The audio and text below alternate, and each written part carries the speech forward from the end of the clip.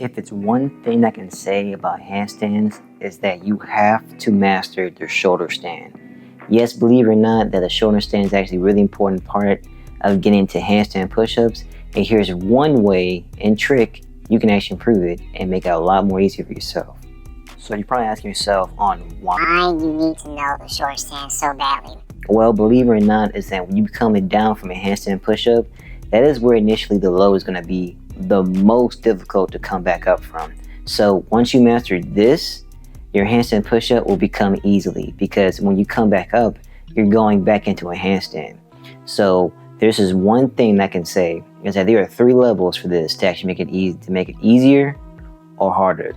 You can either do it from your hands, from the parallettes, or from the rings. Now, depending on your fitness level or where you're at right now in your calisthenics journeys, this will actually really determine about how far you can really go with handstand push-ups.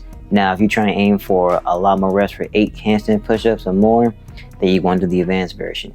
If you want to do a minimum about 4, 5, or 6-ish around there, parallettes going to be a good way for it, as the elevation really helps you out, and this is really going to be hindering from your load for yourself. And if you just want to get started, or if you're a beginner for it, this is where you want to start off from, is from your hands. Now let's go ahead and get into each section of it. Number 1 is going to be your hands. Now for all beginners going to intermediate, this is probably going to be the fastest thing and the most way for you to actually get started with your handstands. Now the most thing I can ever say is to use the wall. The wall is always going to be your best friend. It's going to be your partner until all throughout your handstand push-up journey, because you're going to be mostly using this for your hands. I really wouldn't recommend this for the other 2, as this will get harder for yourself when you get into it. But first, get used to it on the wall, as initially you want to be at the bottom while you're doing handstand push-ups, and then at the last rep, just hold as much long as you can. You can step out of the wall, you can come off of it, but just hold it as much as possible. What this will do is that this is loading up your shoulders and your traps to actually hold yourself in balance for a good initiation. Now this is where it comes from your hands. Let's get started in the other segment. Segment 2 is parallettes. Now this is going to be really harder, because as you notice, the higher your hands are, the harder it's going to be for you coming down from handstand push-ups. So I really recommend this if you can at least do 3 or 4 handstand push-ups on your hands, because this will be a lot harder on your parallettes, because you have a deeper range now of coming back down, or coming up, I mean. Now, initially what you want to do is that if you can only do about 1 or 2 of the parallettes, all you want to do is just come down slowly. I like to call these negative handstand push-ups. All you're doing is just coming down, coming from a 90-degree push-up, or you just coming down from a handstand and come down slowly into a shoulder stand. This will actually, like I said, load your shoulders and traps, but this will load it even more. By the way, forgot I mentioned this, but if you want to go ahead and make this a little bit harder for yourself, rather than before you want to start going to parallettes, you can use some weight on yourself, whether it's weighted vest or any type of ankle weights you can use. Initially, what you want to do is that really get used to getting to the handstand push-ups, at least doing 1, and then load up some weights on you. This can really be easier or harder on what you want to do, but just want to go and put it out there. You can add weight to yourself to make yourself a little bit lighter. But initially, you don't want to do this, especially when a beginner, because you're gonna get discouraged and it's gonna get a lot harder.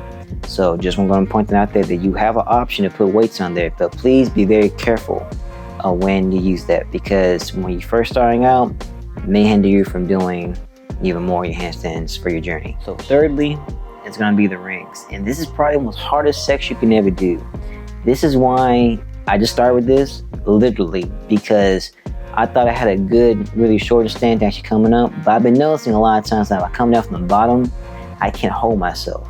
Now, when you do this on the rings, this really is a challenge, because believe it or not, it is actually the balance and the strength method combined in one. This is why I always tell you to always get rings, because anything you do on rings is going to be twice as harder.